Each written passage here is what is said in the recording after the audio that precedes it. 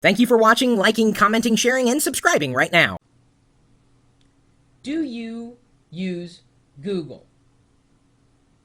Okay, could you get along without Google for a little while? Maybe a week? I tried that. In fact, I dubbed it Google fasting.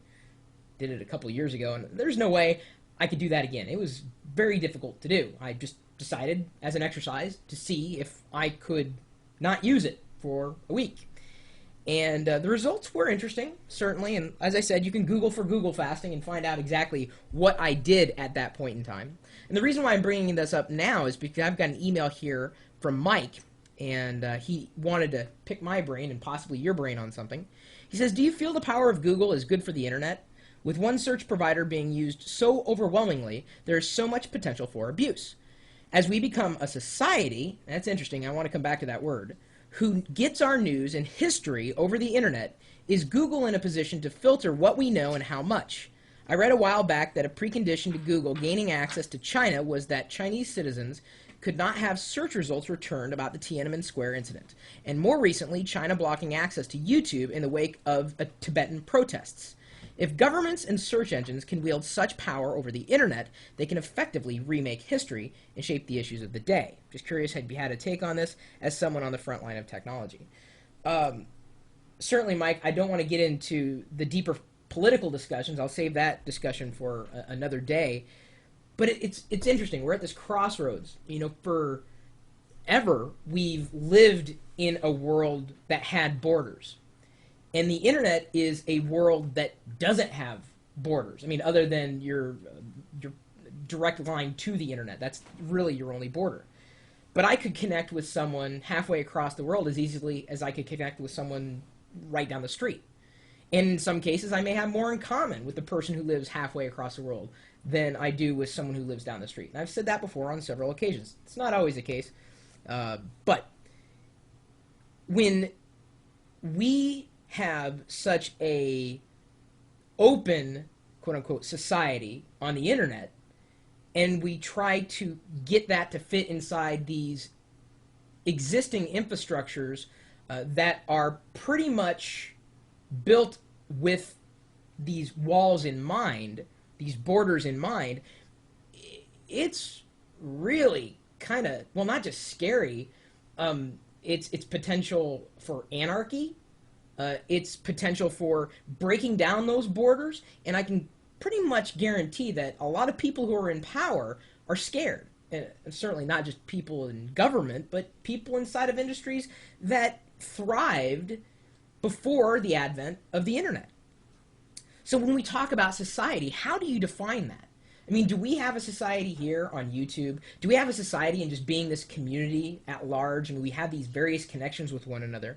I mean, we live in countries, we live on this planet, but what happens when the internet goes and connects to the moon or Mars or beyond? Who knows? There are really no borders. Right now, our border is this globe. It's the internet as it exists on this planet. But what happens when we transcend this physical presence to connect with other people? And I mean, like earthlings, if you will. I'm not going way far out there, but again, I'm telling you, we're at this crossroads of hierarchy and no hierarchy. And so, yes, does Google have the potential of limiting what we as internet citizens, netizens, as we've been called in the past, do they have the ability to limit what we see? Certainly. But the moment that they do, something else is going to spring up in its place. Something more open, more transparent. I'm not saying that Google would ever do that. They've right now got to play by the rules of these governments. Is it going to be that way forever? Well, I'm going to go out on a limb here and I'm going to say no. It's just inevitable. I can see it no other way. Is that scary? Well, potentially. But to me, when I connect with someone online, I mean, I'm really, truly connecting with them, their mind, I mean, everything that they are, everything that they appreciate and what we share in common. The last thing I think about is, where do they live? Who are they? What's their background? I mean, I'm interested in their interests and what we share in common. And it's not necessarily location-based or even culture-based. I mean, unless, of course, you count this, affinity for technology as a culture.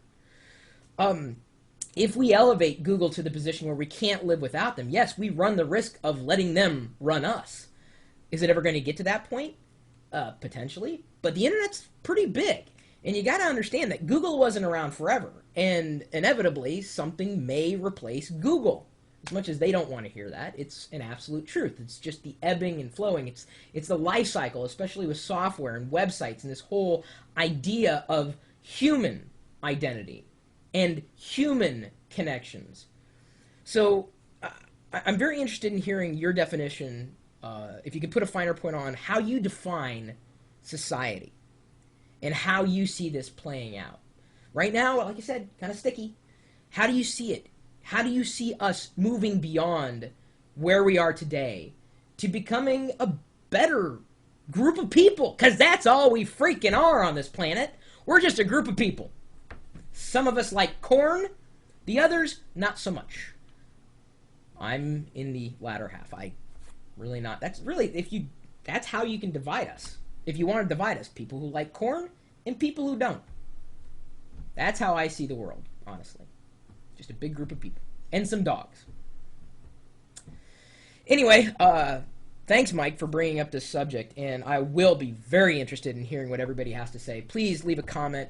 Swing by the permalink on my blog at chris.pirillo.com. Yes, I am very happy, Shady. Very, very happy, especially to talk about this. I'm surprised you're using that, terminology this late. I mean, it's kind of outmoded at this point. But yeah, I'm happy. I'm happy to be a human being, and I hope you are too. So anyway, you can email me, chris@pirillo.com, no matter what country you're in or how happy you are. And you're also welcome to swing by our website where we're chatting. And yes, it's an open chat room. People come in here, and unfortunately, they say just about anything that they want to say. And we like the people who are good people and tend not to like the people who are bad people, no matter who they are. If you're a good person, you're a good person. If you're a bad person, you're a bad person. Doesn't matter where you're from. Yes, but we're all in society together. And we even have a secret handshake. You know how it goes? You know how it goes? Well, I'll tell you. Just swing by the chat room. We're live 24 hours a day, 7 days a week at live.pirillo.com. Here it comes. We'll see you later. That's the handshake. And I don't know. I'm making